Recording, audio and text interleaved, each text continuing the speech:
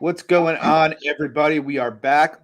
Got a Club and Sub special episode tonight. We're going to talk about the PFL Championship. Luke and Lags are going to actually be at the PFL Championship show. So they're in Florida. So C and myself are going to break this down. Um, yeah. So I guess without much further ado, we'll get started. I think we're going to skip the first fight here. That's Madge and Nate Williams. Neither of us looked at this, but we should have you covered the rest of the way. So we'll go jump right into it. Julia Budd, Caitlin Young. What are your thoughts here, C? Yeah, I took a small dabble on Caitlin Young. I'm not like overly confident or anything, but I think Julia Budd in her last fight kind of just looked just a little bit more hesitant. Possible that age is coming through, and she's just a little bit slower to pull the trigger. I thought she had a good first round. Second, third round, I think she just kind of like was doing pretty much nothing. She's getting takedown stuff, and that Silva chick, who's, I mean, honestly, like, what's Young over, or whatever the hell her name is? Like, I think I'd favor Young over that chick that Blood just fought. And like I think Young's pretty reliable to pump out, a little bit of volume and kind of just make it a little bit gritty. So at plus 400, like, I don't know, how wrong can we be? Like, what's Julia Budd gonna do to, like, look minus 600? Like, the last piece of information you have on Julia Budd is like she should never be minus 600 after that versus like Young. So yeah, I mean, I'm not like overly confident or anything, but plus 400, it's worth a stab. Yeah, I'm mostly with you. I mean, like like you said, the last bit of data we have on Bud is the Silva fight, which was awful. And I mean, even Bud at her peak was really just beating up a bunch of really shitty Bellator fighters. Like Young's record's not great on paper, but she's fought a decent strength of schedule.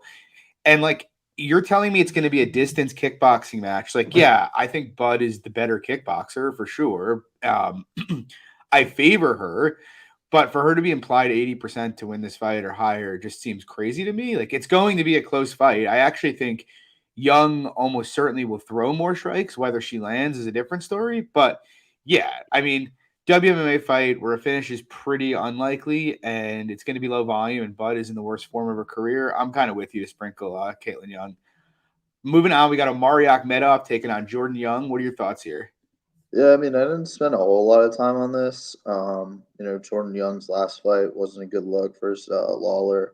Obviously, got controlled for, like 10, 12 and a half minutes, whatever the hell it was. And then you have Omari coming over. Obviously, it's a step down in competition from what he's, been fighting in the UFC. But, like, yeah, I mean, I guess Omari should be able to wrestle him. But, like, again, like, I don't know, man. Why would somebody be laying like minus 700 on Omari? It's just like what, you might in 1.5 rounds, the guy could just be, breathing heavily. It's like, I don't see, I don't see that as something that, like, I don't know. Like when people throw that in their parlays, like what, you have to have like so many legs for that to like even be like make any type of impact. So like I don't even know who like boosts these things. But I don't know. I haven't looked at any props, but I don't know. Maybe Omari subs decent, but yeah, I don't know. If you take a flyer on Young at like plus 600, I mean, for fuck's sake, if the guy beat Lawler, I mean, I think it was minus 425 versus like Lawler. So like, I don't know. I guess it's like reasonable to take a little bit of a long shot at plus 500. I mean, again, when you're betting like plus 400, plus 500, like you can't be that wrong. It's like, okay, you took a shot and like it didn't happen. It's not like somebody's like running out there like this plus 500. It's like should be 50% here or anything. No, I just think it's worth a little bit of a stab. Yeah, I mean, I'm not betting Young, but I am kind of interested in like if he can make Omari work and possibly betting him live, just because obviously we've seen Omari go into dark places with his cardio when he's had to work before, and that pretty much makes anyone live. But I do think in terms of the fight, I mean, he lost to Lawler and Julius Anglicus back to back. I just don't think any of those guys are presenting the threat that Omari is. Um, I get, and it's at 185, so it's like, I don't know. I just don't really see him offering a whole lot of resistance anywhere. It's just really a matter of, can he make Omari work enough in the grappling to make this sweaty down the stretch? And if he can, I'd be interested in live betting him, but I'm not going to add a whole lot here. Moving on, Loic Radzhabov, Raush Manfio. It is the 155-pound title fight. What are your thoughts, C? Um, where are we going? Sorry, which one? Loic and Manfio. Oh yeah. I don't know. I mean, I think Loic is like interesting. I guess it's not really some like one of the guys that I'm looking to lay like minus 2xx on. Like, yeah, I think he's rightfully the favorite. He's kind of got that wrestle, boxing type ordeal going on. But I'm sure he could land takedowns, have some control time. But I don't know. I just don't. He carries some power. And Manfio, I mean, I don't know how many times I could be wrong on the fucking guy. It's like, dude, I mean, honestly, it's like pretty incredible. Like he sucks, but like, somehow this just like keeps rolling, and like this guy's gonna win $1 million. Uh, like everybody at 155 in the UFC. Like, what are you guys doing? Why would if this guy's gonna make $1 million, dude? You know how many times what's his face like Riddell has to fight? Riddell probably has to fight like 7 more fights to make like $1 million. So like, Maybe even more. yeah, maybe even more. Yeah, exactly. He might not even like. Yeah, exactly. It, like doesn't make sense. Yeah, I'm not like super like convinced on a side. I do think Loic is probably value. He's just not the type of guy I really want to like play like a big number on. Just not. Yeah, I mean, I can't really bet somebody a chalk against Manfio again. I don't think after Pettis and Collard. And he weaseled both of those fucking fights too. I mean, wasn't he like a replacement or something for this? Like he wasn't even really like. I'm pretty sure he just like like literally shit himself into like $1 million opportunity. Wins a low volume split against Pettis. Wins an ungodly poor split against Collard. But like, yeah, I mean, he hasn't. I don't think Monfio has been finished, right? And Loic is No, gassy for sure. Like I think Loic's a better fighter everywhere, pretty much. But we've seen his gas tank go empty a lot of times, and like Sydney Outlaw couldn't finish Monfio on the ground. I really, really don't think Loic is. Like Outlaw's jiu-jitsu is legit, and I'm not going to make a case for betting Loic pre-fight. Like if you see um, Loic yeah, or Fabolo. Yeah, yeah. I mean, he lost to Matt Frola. If you see him start to gas, like Loic start to gas, maybe jump in on Monfio. Yeah, I mean, Loic should win this fight, but also kind of like what you said, it's like all this guy's in is close fights, and if Loic suddenly can't hit takedowns 10 minutes into the fight, suddenly you're talking about the possibly crisper striker, or just a fresher fighter, maybe winning another greasy fight. So yeah, I'm done betting money on Monfio. I kind of like the over, to be honest, if I was to take a side, but I don't feel too passionately about it. There's a lot of other spots on this card. Moving on, Antonio Carlos Jr., Martin Hamlet. I bet Hamlet at like plus 220. I think the line's way in now. To be honest, the line's probably about where I would line it now. But like, I don't know. I don't. I feel like both of these guys are super gassy. Obviously, Carlos is the more dangerous submission grappler, but I also feel like ACJ is very likely to break if he can't get him down early, and he has Hamlet going ballistic in his face. I think Hamlet KO at plus 1200 is crazy, just because we do kind of know when ACJ faces resistance, he's had a penchant for giving up. So, and I'm just not really convinced ACJ can out wrestle Hamlet. Hamlet's a legit 205er. ACJ is a 185er who's fighting at 205 because it's PFL. So, I mean, even plus 150 might not be bad. I kind of think ACJ's slight favorite makes sense here, but unless it just turns out he can out grapple him with ease and can take him down with ease, I don't really see it. And I think it's probably just going to be a race to see who gasses first. And I kind of trust Hamlet's power and pressure, but more than I trust ACJ. What do you think? Hamlet knockouts plus 1200. It was. Oh, yeah. I mean, I'm sitting on like a plus 200 or plus 196 like money line, but Yeah, it's I down to must. plus 500 now. Oh yeah, plus 1200. Yeah, that's kind of nuts. I feel like Hamlet's like pretty. I mean, I guess they're both like, after probably 12 and a half minutes, we're gonna get like a shit fest if it goes, that far. But yeah, I mean, I'm not like overly confident in Hamlet. Honestly, I think Hamlet's best case is just to kind of bite down on the mouthpiece, come forward, and just fucking swing Yeah. early. But yeah, I mean, still ACJ is a dangerous grappler, and if he gets the back, it's honestly probably just good night.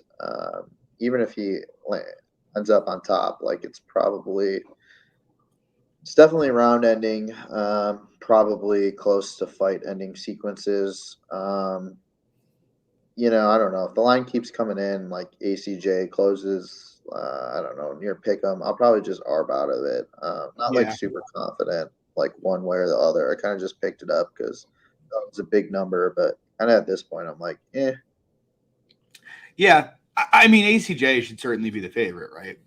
But Yeah, I just kind of think, yeah, there's a good chance of it devolving into a shit fest. And if that happens, it's pretty hard to cover, like minus 250 or whatever he was when I played it. Um, but moving on, I have hotter takes than that, fortunately. We got Mavli Kabilayev taking on Chris Wade. What are your thoughts, C? yeah. I picked up a little bit of Wade earlier. I think Chris Wade. Honestly, I think it's a pretty good matchup for him. I think on the feet, it's not like Wade's like a technical like super technical, but I think he's solid and throws enough like output. Whereas Malvid like really is pretty lackadaisical. He's not really like super high output. Chris Wade's like pretty damn durable. And I think Wade shuts down most of the grappling pass that can kind of bail Malavid out of. So yeah, I think plus, I think some people probably don't realize how good of a grappler Chris Wade is. Um, you know, he might get taken down, but he's really not going to get controlled. But yeah, I think just like on the feet, throwing more output and warrants a play at plus money. I forgot who it was versus Mavlodiev. What is it? Andre Harrison? Yeah, he was winning pretty comfortably on the feet. Those exchanges. So yeah, I think Wade's a pretty solid bet. But yeah, I like Wade. I think there's still probably a little bit of value on him. I thought, I kind of have Wade as a slight favorite, so yeah, I think there's still enough opportunity to make a play. Yeah, I mean, I completely agree. I mean, I guess for me, it's just like the only two guys who've had major grappling success against Chris Wade are Islam and Rustam Kabilov when he was on all of the steroids. And in the Islam fight, he took a round off Islam literally grappling. So it's like Wade throughout his career has been a pretty excellent anti-grappler. And so I just like, yeah, I don't think Mavli can have much success holding him down. I think it's probably fairly even there. Maybe Mavli can land a couple takedowns, but I don't think he's controlling him. And I think it's probably too much of a cardio use for him to go to that well 5 to 8 times. Like Loughnane was kind of a layup to get down. And striking, yeah, you kind of touched on it. I mean, Chris Wade, look, I think his volume is more reliable. Mavlid's probably the sharper striker, but I trust Wade's volume more. The guy used to be a 55er. Mavlid's a 45er. I just kind of look at it as the grappling is pretty much neutral. It's probably even on the feet. Like I think it's pretty much a pick 'em fight personally. I trust Wade's fought a much better level of competition than Mavlid has, or has beaten a much better level of competition. So yeah, I mean, yeah, you have to. I mean, in my opinion, you have to bet Wade at plus money. I think it's pretty clearly an even fight. Wouldn't shock me if Mavlid beats him or if he iced him, but I think if it goes to the cards, it's going to be pretty sweaty. And also, Mavlid's never gone 5 in his career, so that seems like a pretty big deal, especially since he slowed down in fights before. So yeah, I'm on Wade here. But moving on, we got Ante Delaya taking on Bruno Capoloza. C, what are your thoughts here? Um, I originally just played what's his face? Da when it was like plus Well, yeah, 220. Yeah, Dalali, whatever the hell his name is. Just because I figured like it was one of those things where I'd play it and then figure it out later. yeah, But I kind of I'm kind of deviating from that. Like Bruno's kind of figured out like I'll just come forward and throw and like let's see who's gonna you know go down for like who's gonna break. yeah, And I think he could probably just like kind of get the sprawl going and just kind of make it a sprawl and brawl type ordeal if it came down to it. And I just, I don't know. I kind of think like the line's probably fine. Like Bruno is probably, I think like I looked a couple minutes ago, it's like come down quite a bit. Like it's like minus 170. yeah. So like if I get like minus 150, I might even just jump in on Bruno or honestly the under 1.5 kind of I think the under 1.5 is also good. Like Bruno's going to fight for unders, Yeah. essentially. Like this guy's not going to fucking sit at distance and just like wait to get taken down or anything. He's going to fucking bite down on the mouthpiece and just see who's going to drop. So no problem with the under. I think the Bruno line's probably about right. So yeah. Yeah, I'm pretty much with you. It's kind of funny because I didn't tape this before they fought during the regular season when Delia was like minus 500. And it's funny taping it back. I'm like, fuck, I definitely would have played Bruno had I taped this the first time. Yeah, I mean, look, Delia is fine. He was going to be in the UFC and PFL wouldn't let him out of his deal or something like that.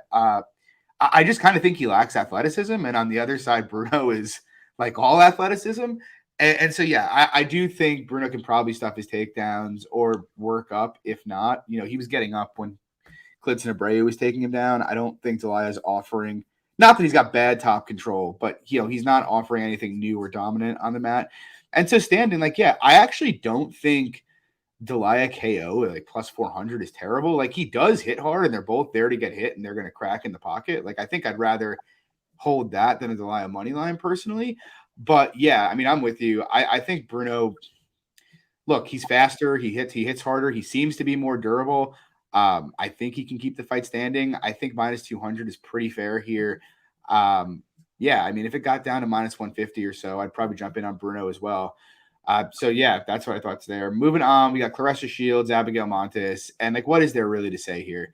I fortunately passed on the Shields fade the first time around, uh, which it's unfortunate for Shields betters because that was a great bet, or not Shields betters, Elkin betters.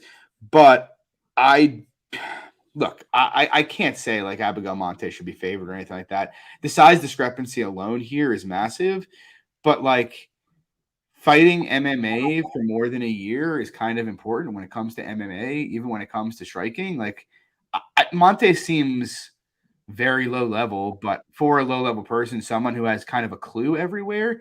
And so that's like enough for me to bet Abigail Montes against Clarissa Shields, to be honest. Like Shields grappling has looked about as bad as anything I've ever seen. And even her boxing, like what's gonna happen if someone throws a fucking leg kick at her? Or if she gets cracked with 4-ounce gloves. She was chinny in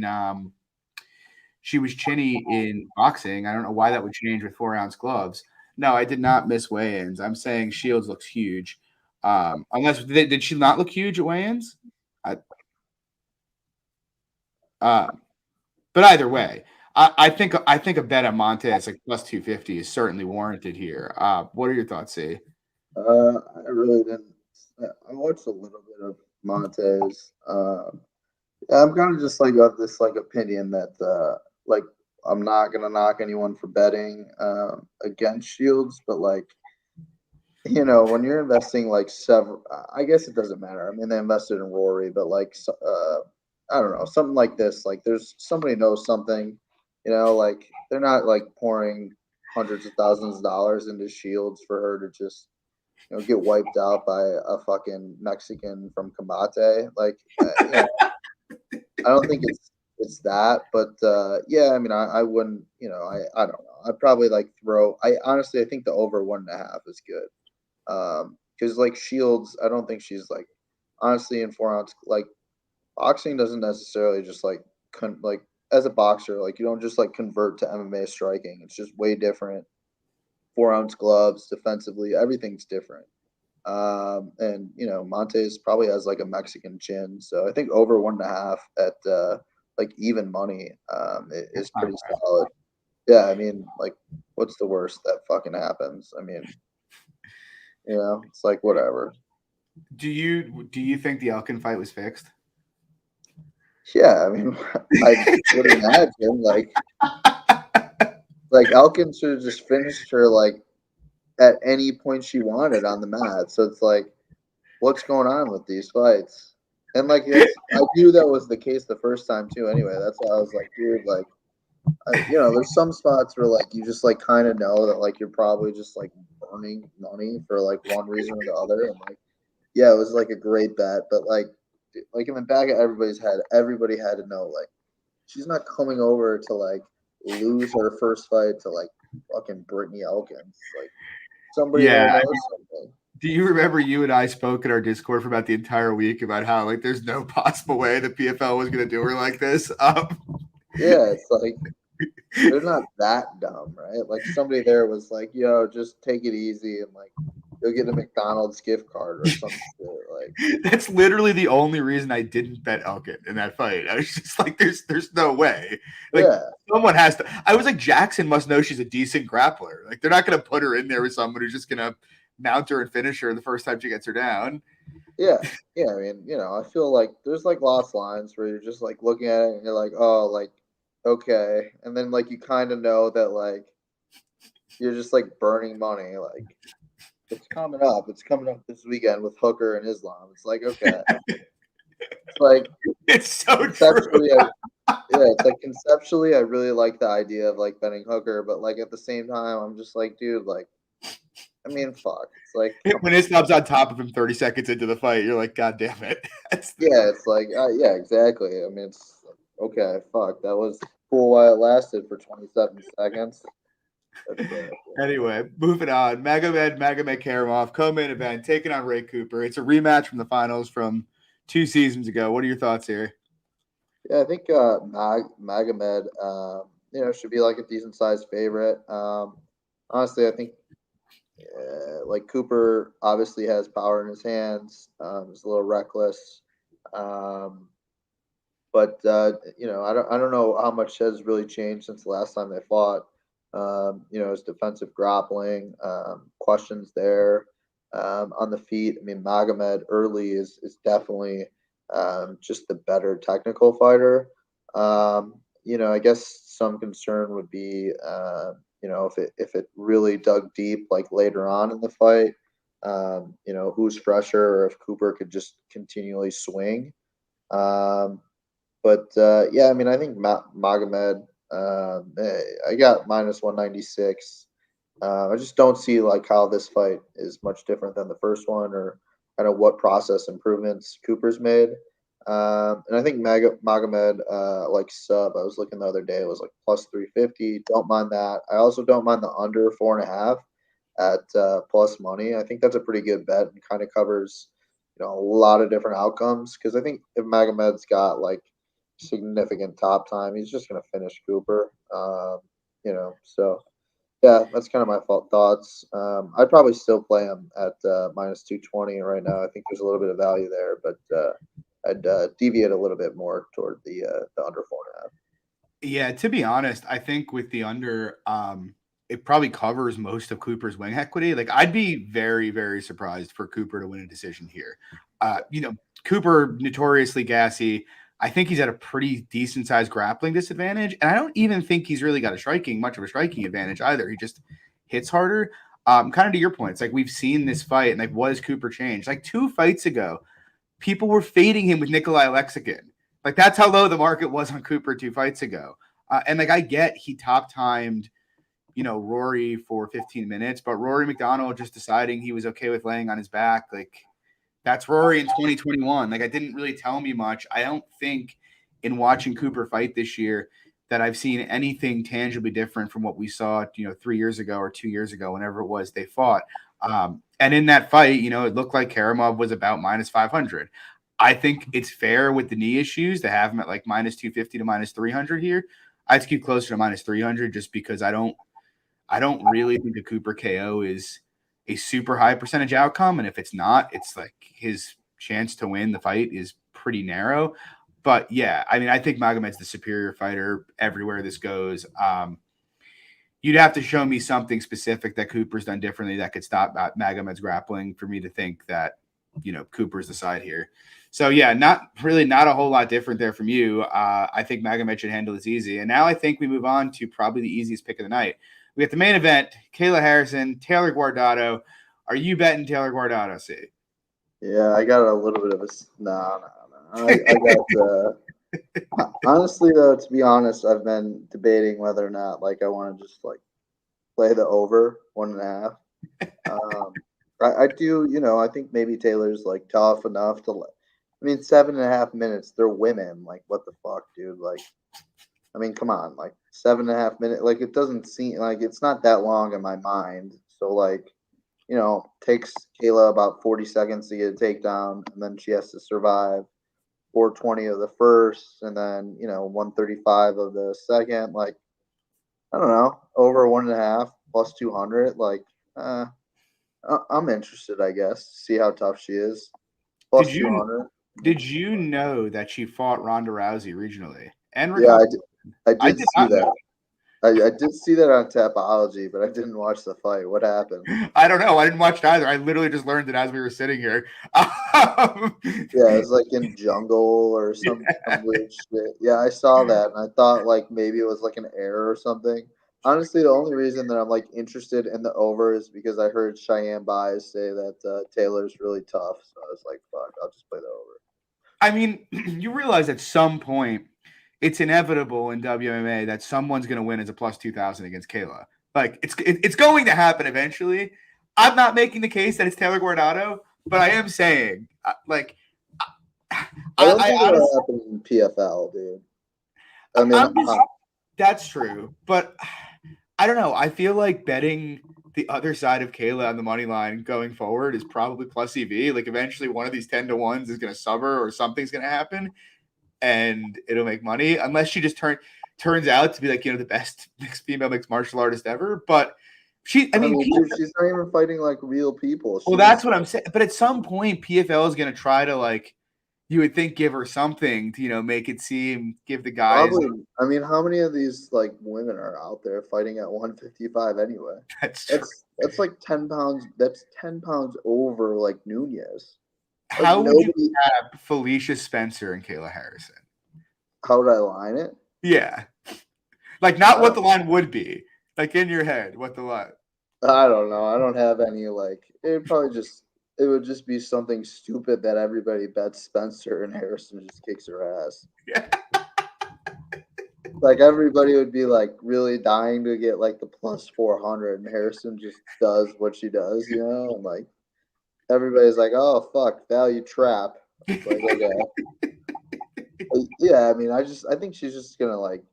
I just don't think that there could be that many like opportunities for her at 155. I mean, these people don't look like Taylor Guardo, dude. Like, have you seen her? Like, Cyborg. There's a reason they didn't sign Cyborg. yeah, I mean, dude, yeah, I mean, yeah, they should run Cyborg out there versus her. Cyborg kick her ass, but like, I'm sure that's why they didn't sign her. yeah, I mean, yeah, at least Cyborg's like fun. I mean, what the fuck? So yeah, I got a little bit of interest in seeing how tough Taylor is. Just taking like. I don't hate the over. Like even with like Noons and actually no, with Noons fights.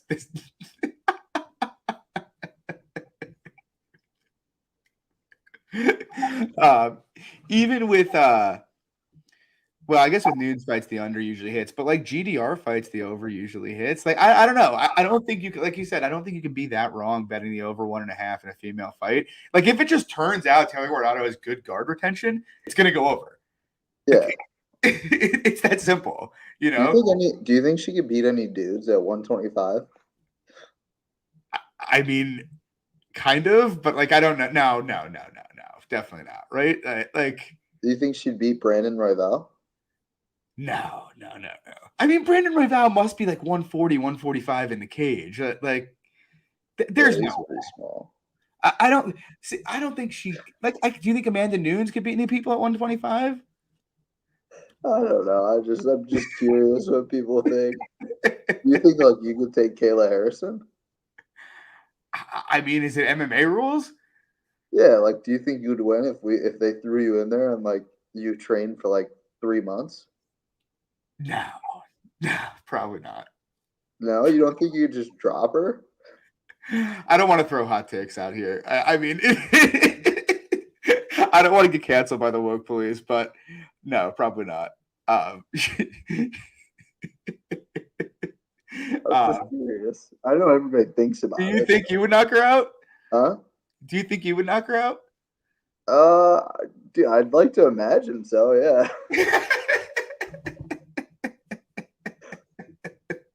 I mean, I think I don't know. So this is what we were talking about instead of the actual fight, which this will probably be about the time that we go to bed, right? Right when this fight starts. Yeah, Um, yeah. I'm not watching this one. I'm not watching. but Yeah. yeah, guys, thanks for coming out tonight. We're gonna do club and sub this week, but I mean, we're not gonna do it tomorrow after PFL, right? PFL, I have to imagine is gonna end pretty late. We could do Friday or no Saturday Thursday? morning. How about Thursday? I don't, We'll DM about it offline. There will be a club and sub show. It will probably not be tomorrow night. yeah, there's a football game Thursday too. So And you're gonna want to hear the takes. Believe me, Magic's gonna excommunicate C and I after it, but you know the takes on yeah, the Sandhagen yacht are gonna be worth waiting for. I Uh, agree. so yeah, guys, thanks. Did you Yeah, see Corey by decision only is plus 180? save it for the Club and Sub podcast. Yeah. All right. See ya. All right, guys, thanks for coming out. Drop a like and subscribe if you haven't. Really helps us out. And yeah, we'll see you guys soon. Later.